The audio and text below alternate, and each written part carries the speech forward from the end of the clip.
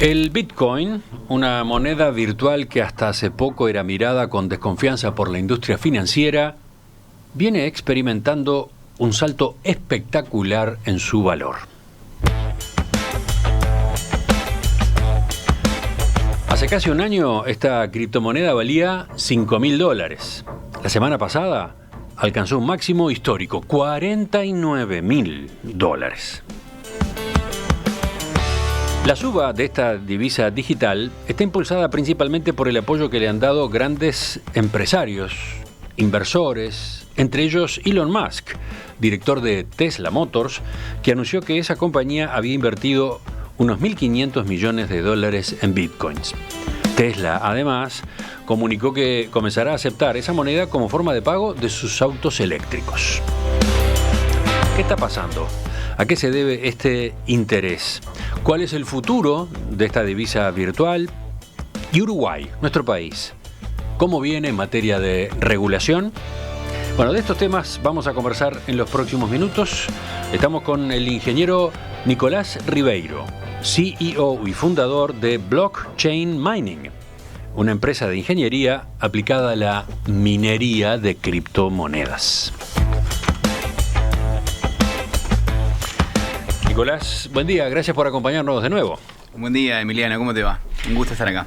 Empecemos por lo básico, conviene repasar la definición, ¿no? Para que la charla se ordene.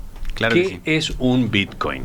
Bien, un Bitcoin es muchas cosas. En su forma más simple, el Bitcoin es una plataforma que permite transaccionar entre personas o entre empresas. El Bitcoin es comúnmente conocido como una moneda digital, o un activo digital, más bien, que permite básicamente al usuario transaccionar entre dos personas. Es una criptomoneda, es una de las tantas que hay. No es para nada la única. ¿Fue la primera? La primera, sí, correcto. Misterioso origen el del Bitcoin, ¿no? Porque no sabemos quién la creó. Es correcto, sí. Hay un seudónimo, el nombre es Satoshi Nakamoto, que se le da a la persona o el grupo que la inventó y la implementó por primera vez. ¿Qué son los mineros en este esquema? ¿Qué hace concretamente una empresa como Blockchain Mining? Correcto. Los mineros son uno de los actores que hacen funcionar a esta maravillosa red del Bitcoin o de las otras criptomonedas. Ser un minero es esencialmente destinar recursos computacionales, como pueden ser capacidad de cómputo, memoria RAM, ancho de banda, al servicio de una de estas redes. Y por ese servicio, por el servicio de destinar capacidad de cómputo y ancho de banda, la red retribuye al minero en la forma de la criptomoneda en la que está. Es decir, que si yo soy un minero de bitcoins, yo destino equipamiento informático para la red de bitcoins y la red de bitcoins me paga por ese servicio a mí en la criptomoneda bitcoin.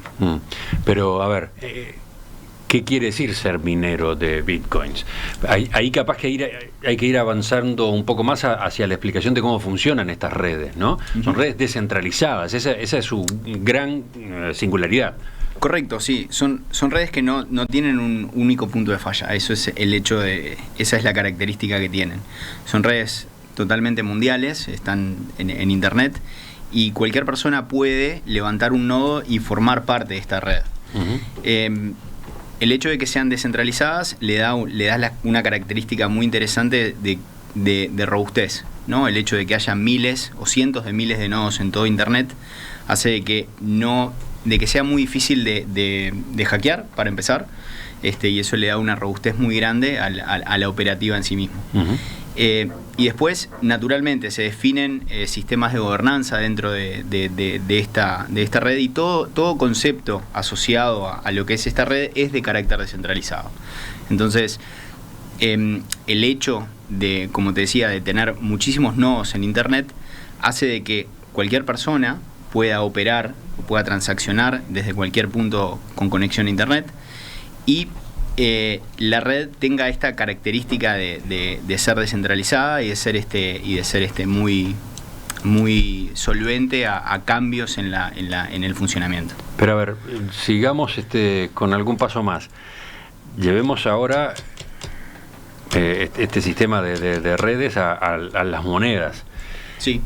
a una moneda como el Bitcoin. El dinero físico tiene el respaldo de los bancos centrales de los países, ¿no? Uh-huh. La emisión de una cierta moneda puede implicar el alza o la caída de su valor porque responde, en definitiva, a la lógica de oferta y demanda del mercado. Uh-huh. El Bitcoin funciona de otra forma, no hay un banco central que la respalde, ¿correcto? Es correcto. Ahí yo creo que esto es una opinión totalmente personal. Yo creo que ahí está el principal error de las criptomonedas, es en llamarse criptomonedas. Porque genera ese tipo de confusiones. El Bitcoin no es una moneda como tal. ¿Por qué? ¿Por qué digo esto? Porque las monedas las definen los estados. Uh-huh. Y el Bitcoin no tiene un estado que lo respalda atrás. No tiene un banco central de un estado que le respalde y que la emite atrás. Entonces, la principal confusión se genera ahí. Al momento de que, bueno, esto ¿cómo se genera? ¿Quién la emite? Bueno, no hay un banco central atrás. Por ende, decirle moneda a eso es, desde mi punto de vista, es equivocado. Sería mucho más acertado haberle llamado criptoactivo o activo digital. De esa forma no se produce esta confusión. Lo de cripto sí es correcto. Lo de cripto sí, porque utiliza criptografía fuerte para su funcionamiento y para asegurar la red, pero no el concepto de moneda. Bien, entonces, supongamos que nos sacamos de encima el término moneda, supongamos que seguimos, como tú sugerís, hablando de criptoactivo. De todos modos, justamente, si no hay un banco central, ¿quién respalda a ese activo? ¿Qué liquidez tiene, etcétera? ¿Cómo se construye? Bien, respaldo no hay un respaldo atrás. O sea, no hay un patrón como existía antes, hace un tiempo, el patrón oro. Eso no existe en las criptoactivos o en las criptomonedas, no existe eso. La forma de emitirse es justamente con esto de lo que hablábamos recién de la minería, ¿no? El proceso de la minería resuelve no solo el funcionamiento de la red, sino también la emisión. ¿Por qué? Porque los mineros reciben como forma de pago por poner sus equipos en la red, reciben nuevas monedas recién emitidas.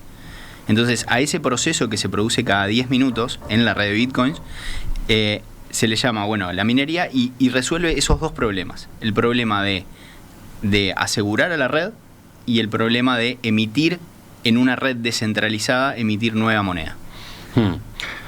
Sigamos. ¿Cómo se transforma un Bitcoin en dinero tradicional? ¿Dónde y cómo se convierte el Bitcoin en plata, en dólares, en euros, en pesos moneda uruguayos? Que todos conocemos? Claro.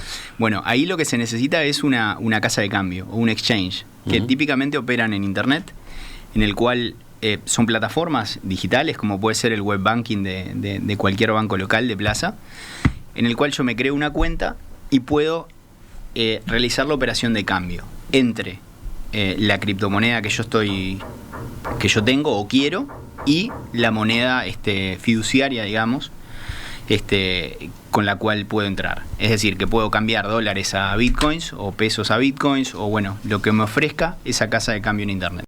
Esa es la forma de entrar o salir comúnmente difundida. ¿Cuántas de estas casas de cambio hay? Bien, acá en Uruguay no hay muchas. Bueno, y después íbamos a hablar de Uruguay, pero ¿en el mundo esto sí está muy extendido ya? Sí, en el mundo sí. De hecho, en Estados Unidos hay decenas de casas de cambio, hay unas muy grandes, muy conocidas. De hecho, una de las más difundidas hoy en día es Gemini, que los directores los van a conocer porque son los remeros del caso de Facebook, ¿no? Los hermanos Winklevoss, que son los que tuvieron un gran lío con Zuckerberg por la creación de Facebook en su momento. Tuvieron un juicio también por eso. Bueno, ellos tienen un exchange hoy que se llama Gemini, que opera dentro de Estados Unidos y es uno de los más importantes. Sí. Ese es uno de los tantos que hay. Realmente hay exchanges por todo el mundo, a lo largo y ancho del planeta.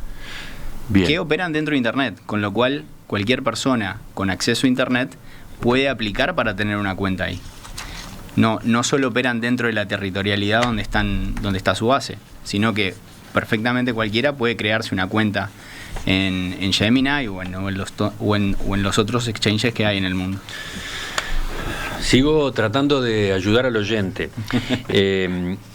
Tú señalabas hace un rato que los mineros de Bitcoin, los mineros de esta red, reciben un pago reciben una especie de honorario por la tarea que desempeñan, y ese pago es en bitcoins. Correcto. ¿No? Es en la criptomoneda a la que se conectan, Ahí la está. que brindan el servicio. Bien. Puede ser Bitcoin o como una de las otras tantas. Bien. Entonces, esa es una forma en la que se liberan bitcoins. Correcto. Después, la otra forma es esa, que mencionaba recién el ejemplo, ir a una casa de cambio. Claro, sí, yo no quiero pasar por ese proceso engorroso de comprar equipos, conectarlos a internet, ponerlos a funcionar y recibir el pago en bitcoins, que es lo que hacen típicamente los ingenieros y la gente que entiende esta temática. Puedo perfectamente ir a una casa de cambio con mis dólares o mis pesos y comprar bitcoins acorde. Bitcoins que a su vez le fueron entregados a esa casa de cambio, ¿por quién? Por un minero. Por ejemplo, o por otra persona que los compró en otro momento y en este momento está queriendo venderlos. Las casas de cambio en internet no funcionan como las casas de cambio que nosotros conocemos acá en Uruguay. Funcionan más que nada como si fuera una bolsa, en donde hay compradores y vendedores. Y una vez que se machea el precio, se produce la orden. Entonces hay un montón de gente que ofrece bitcoins y hay un montón de gente que quiere comprar bitcoins. Entonces cuando se produce un acuerdo de precios, que se producen muchas veces por minuto, se efectúa la venta, tal como si fuera una bolsa. Hablábamos recién de los cambios, de estas casas de cambio, y quedaba dicho que se puede transaccionar en ellas desde cualquier lugar del mundo. Sí, es correcto. O sea, funcionan a través de internet. Desde Uruguay se puede transaccionar en una casa de cambio cuya, no sé, casa matriz esté en Nueva York, por ejemplo. Sin problema. Sí. Pero ¿qué pasa con las regulaciones en los países? ¿De qué manera inciden las regulaciones o la ausencia de regulaciones? Hay jurisdicciones que tienen un vacío legal en esta materia y Uruguay es un ejemplo, ¿no? ¿Cómo se hace en estos casos? Esa pregunta tiene varias aristas.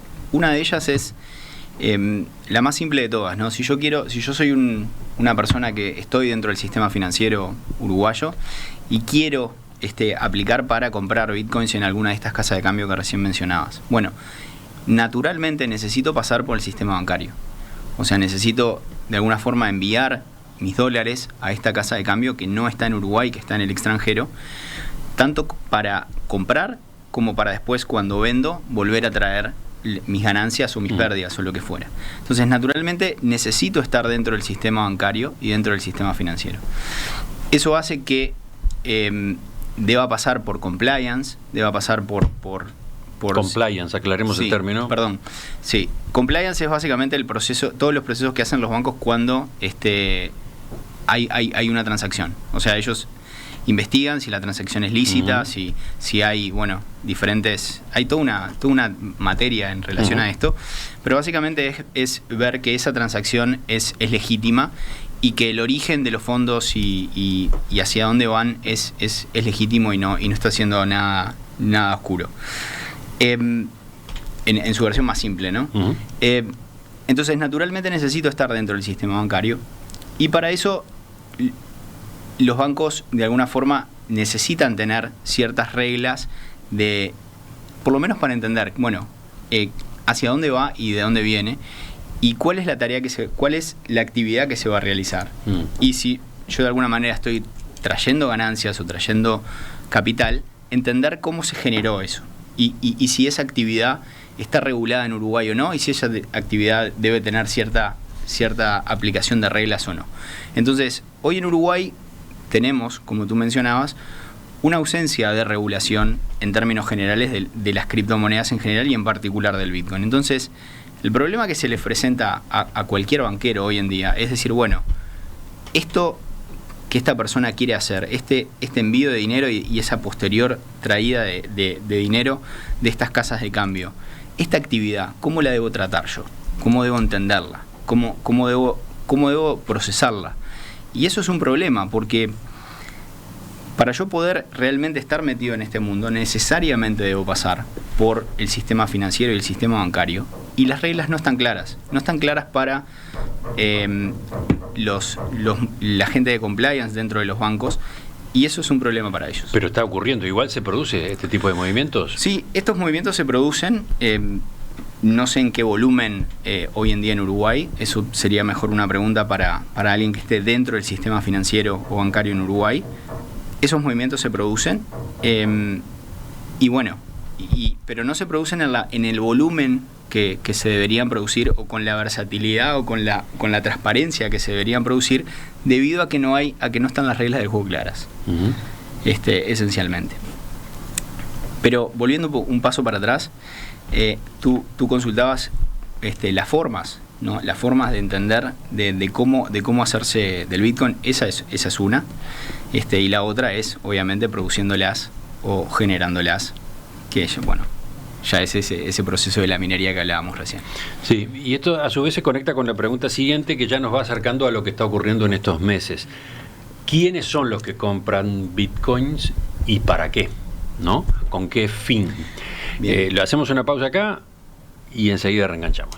Cuando retomemos, aprovecharemos para aclarar algunos puntos que vienen en preguntas de los oyentes. Por ejemplo, hay un máximo de Bitcoins posible, ¿no? Uh-huh. Ese es un tema. Hay algunos términos técnicos que aparecieron y que los oyentes quieren entender de qué se trata. Ya volvemos por ahí. Bitcoins. La primera criptomoneda, la que nació hace 12 años, está volando. Anda cerca de los $50.000. Ahora bajó un poco, ¿no? La semana pasada sí, se creía que podía llegar, anduvo por los 49.000 en el fin de semana. Ayer bajó un poco. ¿En cuánto quedó? Sí, anda en una banda ahí de flotación, digamos, tocando los 49, un poquito más, vuelve a bajar a 48, bueno, en algunos días llegó a 45, 46 por momentos, uh-huh. Pero vuelve, está como en ese entorno. En un año multiplicó por 10 su valor. ¿Qué es lo que está ocurriendo? Bueno, estamos metiéndonos en esta selva electrónica. Estamos con el ingeniero Nicolás Ribeiro, que es CEO y fundador de Blockchain Mining, una empresa de ingeniería aplicada a la minería de criptomonedas. ¿Cuántas empresas de este tipo hay en Uruguay? En Uruguay muy pocas. Uh-huh. De hecho, en Uruguay hoy la minería no existe como a gran escala, uh-huh. debido a varias cosas. Sí existe la minería, digamos, jovista, uh-huh. en menor escala. Jovista, o sea, gente sí, que se dedica a eso simplemente por deporte. Sí. O sea, existen algunas empresas, no es que no exista completamente, uh-huh. pero sí existen algunas empresas típicamente para encontrar deficiencias energéticas y hacer uso de eso. Pero no existen grandes empresas de minería en Uruguay hoy en día. Sí, ya veremos por qué no existen. Sí. Pero vamos a volver a lo básico cuando justamente iniciemos el segundo bloque. Bueno, ¿qué es el Bitcoin? 2 palabras para resumirlo, así reenganchamos a los oyentes que se perdieron. Es un activo digital que opera dentro de Internet. Bien, pero fíjate, tengo acá el mensaje que manda un oyente, Alberto, que conoce mucho de estos asuntos. Dice: de acuerdo, no es una moneda, es un activo virtual, con mucha seguridad, pero virtual, no existe. Uh-huh. Entonces, se compra algo que solo existe electrónico.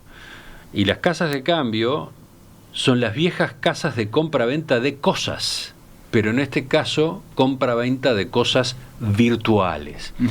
¿Está bien la comparación que él va haciendo? Es perfecta. Sí. Ahí está. De acuerdo que tampoco las monedas reales, si bien están reguladas por los bancos centrales, tampoco tienen respaldo, pero en este caso creo que se liberó el control de lavado de dinero. Es la fiesta de los mercados negros, dice, y acá aparece otra temática. Las conversaciones a propósito de las criptomonedas, la especulación, la sospecha de que acá hay cosas efectivamente oscuras, ¿no?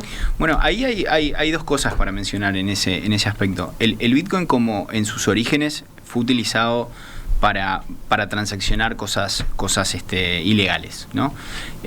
Por allá por el 2014, si no mal recuerdo, hay un caso emblemático, el de Silk Road, que era una suerte de sitio de e-commerce en un sector de internet que se llama la Deep Web, que básicamente era un sitio de e-commerce que tú podías comprar cualquier tipo de drogas, cualquier tipo de cosas. Y tuvo un auge en esa época por la utilización, empezó a utilizar como medio de pago, digamos, las criptomonedas y en particular el Bitcoin.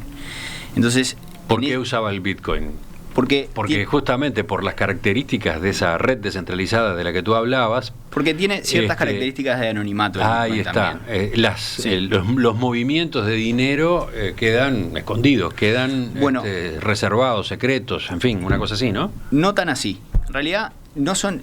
Las transacciones en Bitcoin son 100% públicas. O sea, tú puedes ver de dónde a dónde van los Bitcoins en cualquier tipo de dirección, de wallet, digamos, de ver el número de cuenta, ¿no? O sea, en Bitcoin se ven los números de cuenta y tú ves cómo se mueven los Bitcoins de cada cuenta a cada cuenta.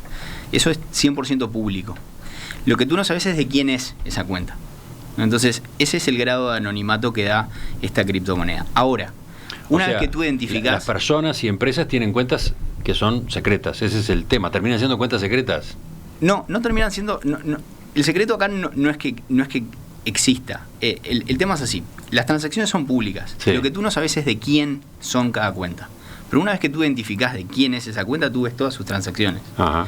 Entonces, esto tiene una característica súper interesante. Y de hecho, las agencias que intentan eliminar esto, como eliminar los sitios de este tipo como el FBI, encuentran en esto una cosa muy interesante, porque si bien no identifican de quién está haciendo la transacción, una vez que lo hacen, porque atrapan a alguien o algo, ven absolutamente todo lo que hizo. Uh-huh. Y esa característica es única en las criptomonedas, porque en los billetes, digamos en los dólares o en las cosas, esa transacción, esa trazabilidad no se tiene. Entonces, si bien es anónimo, pseudo anónimo llamémosle, una vez que yo identifico de quién es, veo todo lo que hizo para atrás. Uh-huh. Entonces es un pseudo anonimato, digamos. Bien. Recordemos entonces que el Bitcoin nace para pagarle a los mineros, ¿no?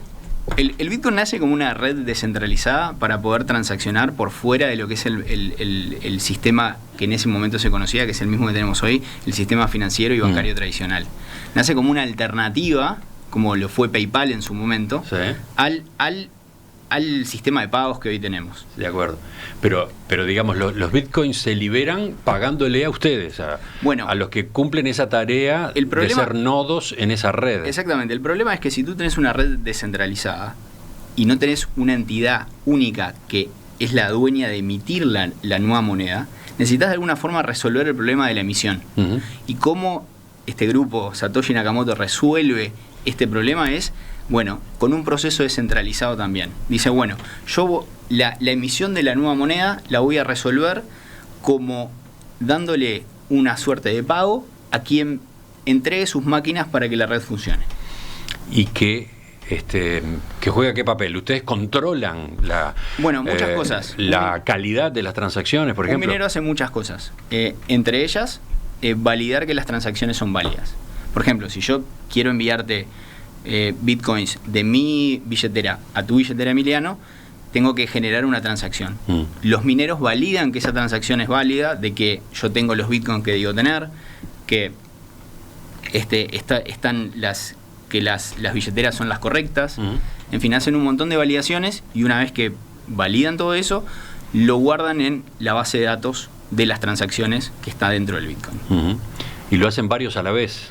Lo hacen todos a la vez. Ajá. De hecho, todas las transacciones las validan todos los nodos. Esa es una de las fortalezas de este tipo de redes. Sí, entre ellas es una de ellas, sí. La fortaleza de que todos tienen la capacidad aisladamente de poder validar las transacciones. O sea, yo no necesito de nadie más. Yo soy un nodo de Bitcoin. Si tú sos un nodo de Bitcoin y querés fraguar, querés validar una operación que en realidad no es correcta, otro se va a dar cuenta. Sí, exactamente. Yo no necesito de nadie, solamente con la información que yo tengo para poder validar una transacción. Uh-huh. Y eso es una característica que le da una robustez muy grande. Porque cada nodo no necesita del siguiente para poder validar las transacciones. Bueno, ¿y por qué hay una cantidad total máxima de bitcoins? Bien, porque así fue definida. Básicamente, cuando se creó este software, porque entendamos que el Bitcoin en su forma más simple es software, se definió que cuando se llegara a los 21 millones de Bitcoins no se pudieran emitir más. ¿Y cuán lejos estamos de ese monto? Bueno, estamos bastante lejos en términos de tiempo de emisión. En términos de emisión total, hoy están emitidos más o menos 18.5 millones de bitcoins, con lo cual no queda tanto para llegar a eso en términos de volumen. Sí en tiempo, por la forma en que está diseñado. Se va a terminar probablemente en el 2100 y pico de emitir el último bitcoin. Por la forma en que está diseñado, o sea que no lo vamos a ver. ¿Quiénes son los que compran bitcoins? Bien, esencialmente hay dos o tres usos claros del bitcoin. El primero y el más utilizado es para la especulación. En definitiva, el bitcoin es un activo digital que varía, tiene una volatilidad enorme en su precio, con lo cual atrapa el interés de gente que quiere invertir y especular que esto va a ir al alza o a la baja y obtener ganancias con eso. Ese es el principal uso del Bitcoin hoy. También el Bitcoin es muy utilizado para saltar fronteras cuando hay ciertas restricciones al flujo a la libre circulación de capitales. Por ejemplo, si yo quiero mandar una remesa a Cuba o a Venezuela, ¿no? Donde hay una restricción fuerte de dólares o de flujo de capitales, el Bitcoin presenta una solución a ese tipo de problemas. O sea, porque el Bitcoin, si yo tengo una conexión a Internet, básicamente puedo operar dentro de su red. Pero ahí, con el ejemplo de Cuba, me desconcertaste por completo. ¿En Cuba se puede transaccionar con bitcoins? Si yo tengo una conexión a Internet, no importa en qué parte de este planeta o de otro esté, puedo operar dentro de Bitcoin.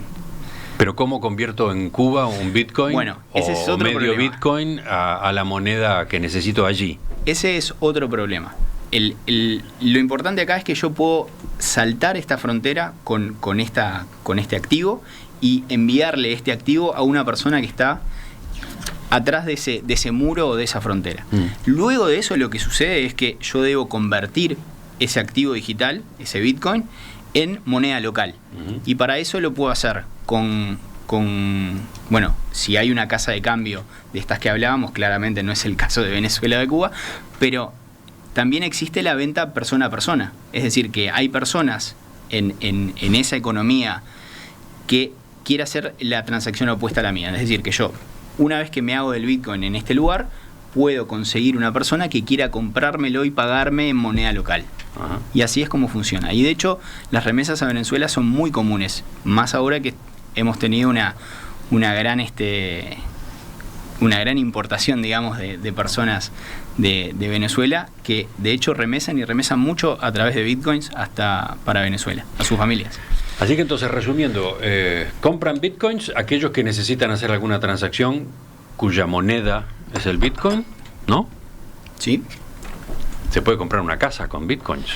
Bueno, se necesita un escribano que piense un poquito fuera de la caja, pero teoría, sí, se puede. Segundo, compran bitcoins los que especulan con su precio, correcto. Y también están los holders, ¿no? Bueno, esos son un tipo de inversionista. Un tipo de inversionista que lo que hace es comprar bitcoins y esperar, ¿no? Y hold es de esperar, digamos, en inglés, o sea, y bueno, básicamente reciben ese nombre, yo compro bitcoins y espero, y como el bitcoin típicamente siempre sube, si miramos un periodo largo de tiempo, el bitcoin siempre va subiendo, bueno, a eso reciben ese nombre. Los que compraron bitcoins hace 10 años tuvieron un buen resultado, claramente. Si no los vendieron hasta hoy, sí. En el caso de ustedes que se dedican a la minería y reciben pagos en bitcoin, ¿se guardaron los bitcoins? Bueno, hemos hecho de todo, ¿no? Naturalmente tenemos que pagar nuestras cuentas y pagarle a nuestros colaboradores, con lo cual normalmente cambiamos bitcoins por dólares para poder pagar nuestras cuentas, pero sí, naturalmente hemos guardado bitcoins desde hace algunos años ahora. Mejor no averiguar cuántos bitcoins y cuál es el valor actual. Pero yendo justamente a lo que está pasando ahora, con los precios actuales del bitcoin, que anda cerca de los $50,000, los compradores terminan siendo de altísimo poder adquisitivo, ¿no? ¿No? No, o no necesariamente. Yo puedo comprar fracciones de bitcoins. Puedo comprar tanto como 16 lugares después de la coma. Es decir, que puedo comprar menos de un centavo de dólar hoy. Ajá. No es realista, pero si quisiera lo podría hacer. Con lo cual, cualquier persona que quiera comprar esta moneda lo puede hacer con el monto que quiera, básicamente. Bien. Arreciaban los rumores y los temores. Había mucha desconfianza con el Bitcoin, fue creada por anónimos, hay sospechas de que se utiliza para lavado de activos, no hay un banco central que la respalde, ya hablamos de eso. Han cambiado los tiempos, por lo visto. Bitcoin aparece impulsada por grandes capitales, entre ellos la fábrica de autos eléctricos Tesla de Elon Musk, alguien que tiene una gran capacidad para sacudir mercados. Sin duda. Tesla anunció que había invertido unos 1.500 millones de dólares en Bitcoin y que además se plantea aceptar el Bitcoin como método de pago en sus transacciones comerciales. ¿Cómo se explica esa jugada repentina de Musk, que todo indica ha tenido mucho que ver con este salto, ¿no? Bueno, una cosa a destacar es que cuando sale la noticia de que Tesla compra estos 1.500 millones de dólares en Bitcoin, ya lo había hecho, ¿no? O sea, cuando sale la noticia ya se había efectuado esa compra, o sea, se hace pública la noticia. Y a pesar de que ya habían comprado los Bitcoins, el precio del Bitcoin tiene una suba de $5.000 casi instantánea. O sea, no solo no estaba comprando en ese momento, sino que el mercado reacciona de esa manera. Con lo cual, es impresionante la atracción que tiene una noticia de este tipo en el mercado y por sobre todo en el mercado de Bitcoin, que es la moneda más dominante dentro de este ecosistema. Para que tengan una idea, hay un índice que se mide, que es la dominancia del Bitcoin en relación a todo el conjunto de criptomonedas, que hay más de 8.400. El Bitcoin en el último año ha pasado de tener una dominancia entre el 52 y el 70%. Eso quiere decir que el Bitcoin representa en el ecosistema de las criptomonedas o criptoactivos entre el 52 y el 70% de su capitalización de mercado. Con lo cual fue y sigue siendo la moneda más, la criptomoneda o el activo digital más importante dentro de esta industria. Y sin embargo, con esta noticia de Musk, tiene un salto de $5.000 instantáneo. ¿Eso qué quiere decir? Que noticias como esta y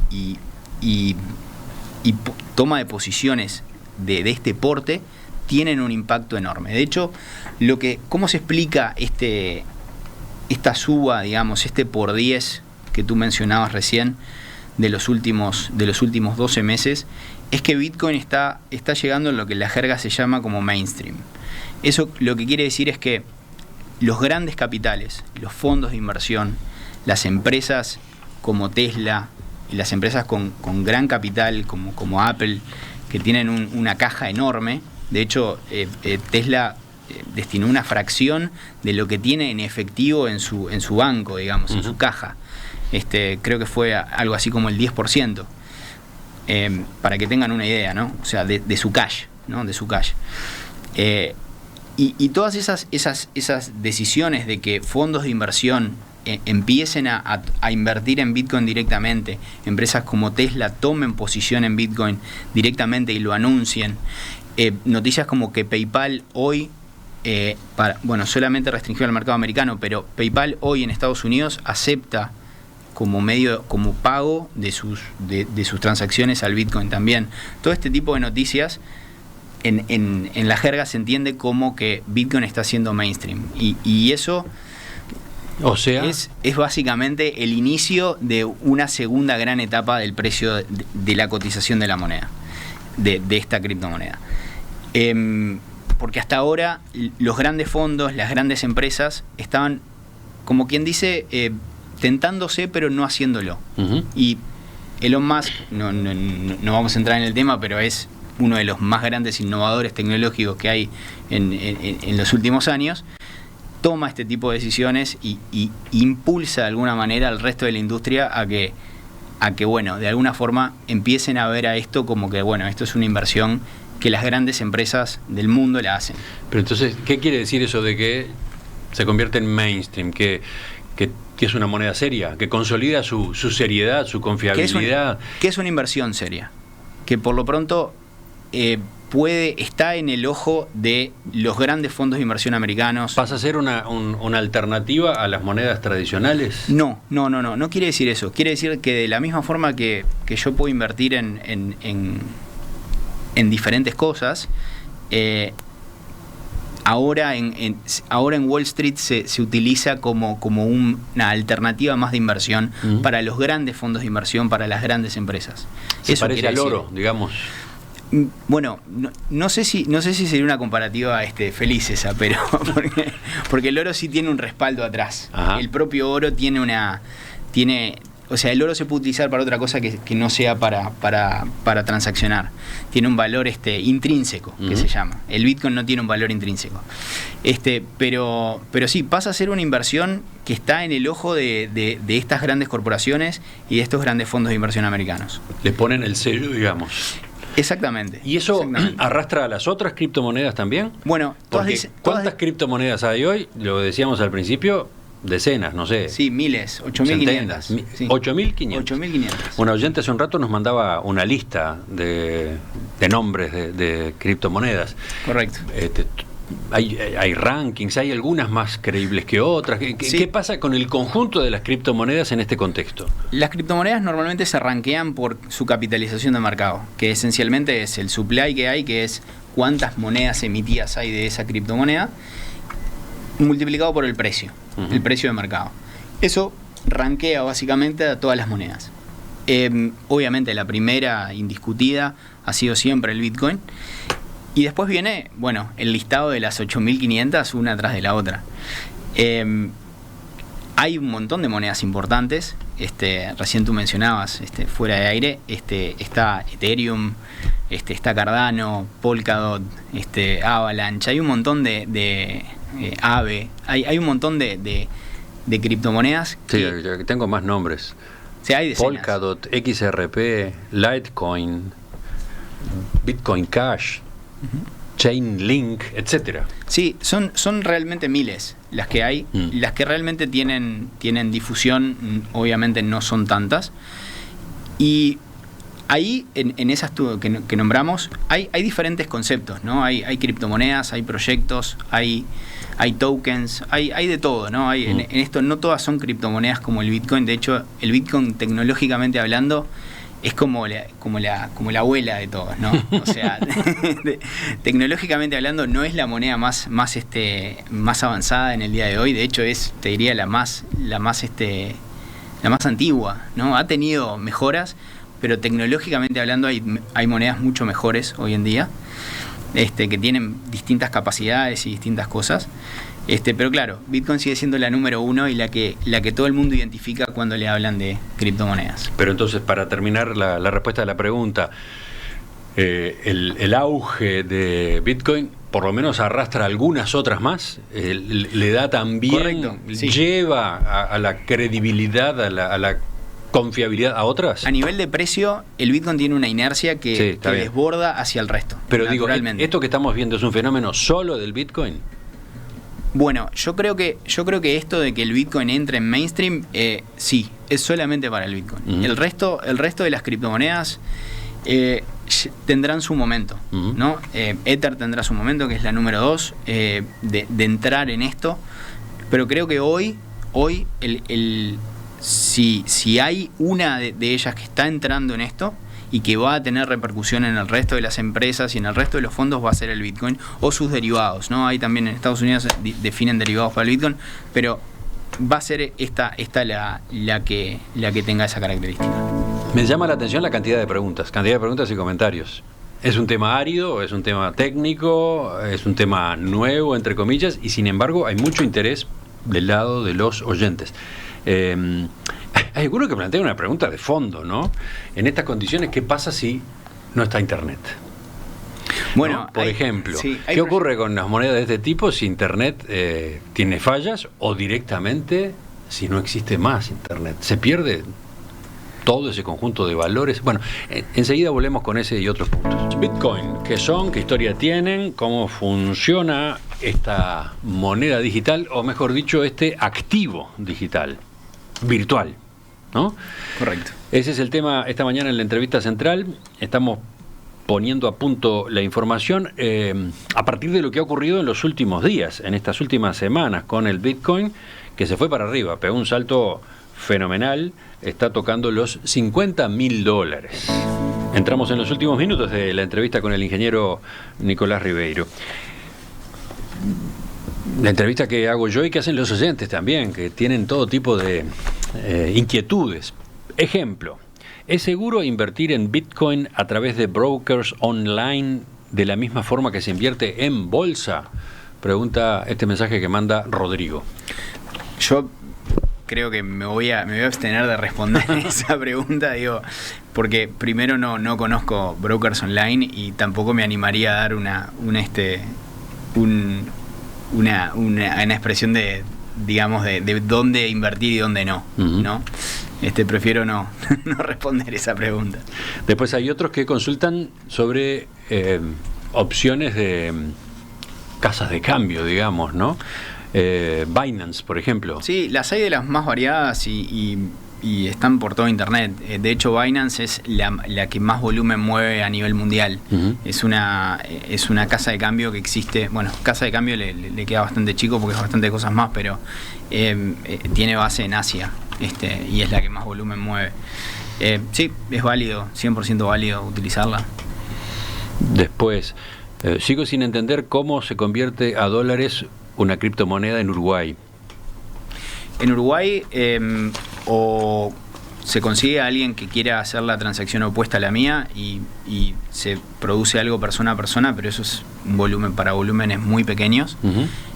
O la vía es utilizando el sistema bancario, yendo a casas de cambio reconocidas, como puede ser Gemini, como puede ser Coinbase, como puede ser Bitstamp en Estados Unidos. José quiere saber, en Uruguay, ¿qué empresa te vende o acepta bitcoins?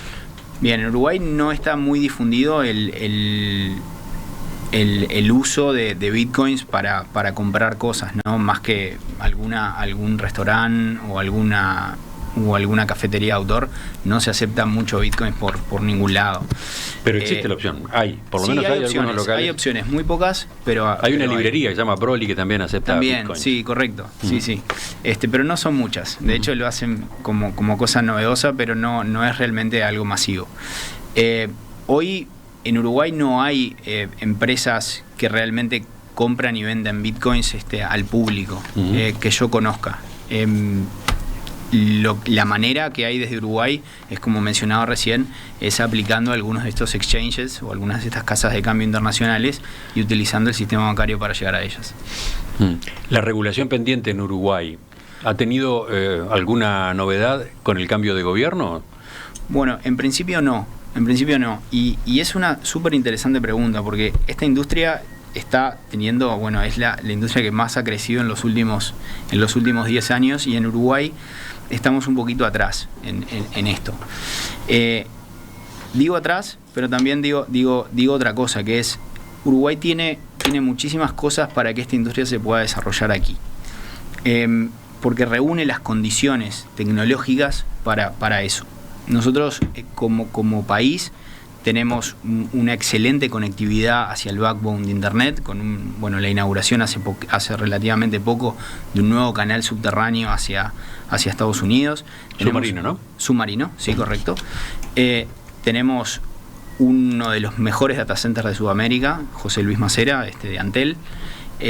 Tenemos, a nivel regional, una estabilidad política excelente, y tenemos reglas claras en muchas cosas, pero no en temas de criptomonedas o de criptoactivos. Y resolviendo esa pata, yo creo que esta industria puede llegar a tener un auge enorme en Uruguay, a todo nivel, desde el punto de vista tecnológico, utilizando técnicos o ingenieros locales para el desarrollo de estas aplicaciones o de estas plataformas nuevas que estén basadas en criptomonedas o en tokens o en algo relacionado a esta industria, y también dentro de otras verticales, como puede ser el sistema bancario o el sistema financiero. Con reglas claras se pueden dar cosas muy interesantes, como por ejemplo que entidades financieras y entidades bancarias empiecen a poder resguardar estas criptomonedas dentro de sí, con lo cual cualquier persona podría perfectamente ir a su institución financiera o institución bancaria y adquirir criptomonedas como puede adquirir perfectamente un bono o una letra de regulación monetaria hoy.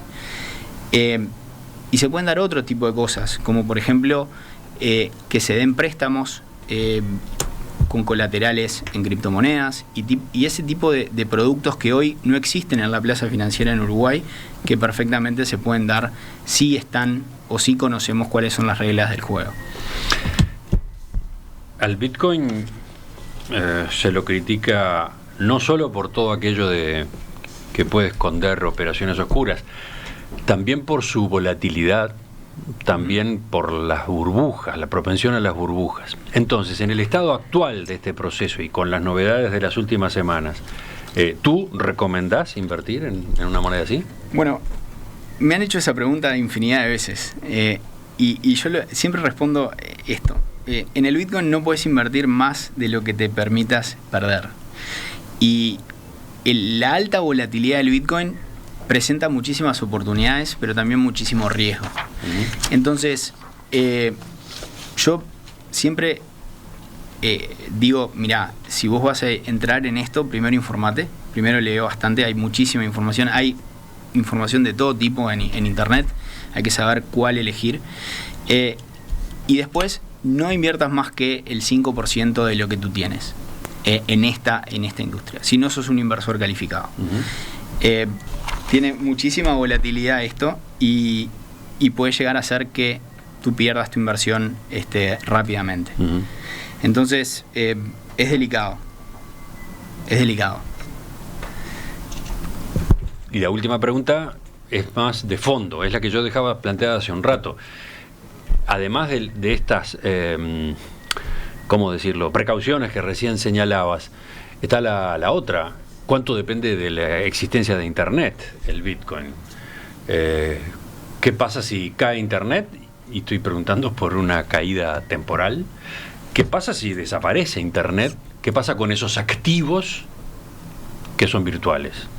Bueno, en principio, si no hay conectividad, si yo no tengo conectividad, la red va a seguir operando por algún lado, ¿no? De hecho, Internet, fracciones de Internet se caen todo el tiempo. Y la red sigue operando. Lo que temporalmente no voy a poder hacer es operar yo, ¿no? Si yo no tengo Internet, yo no voy a poder operar.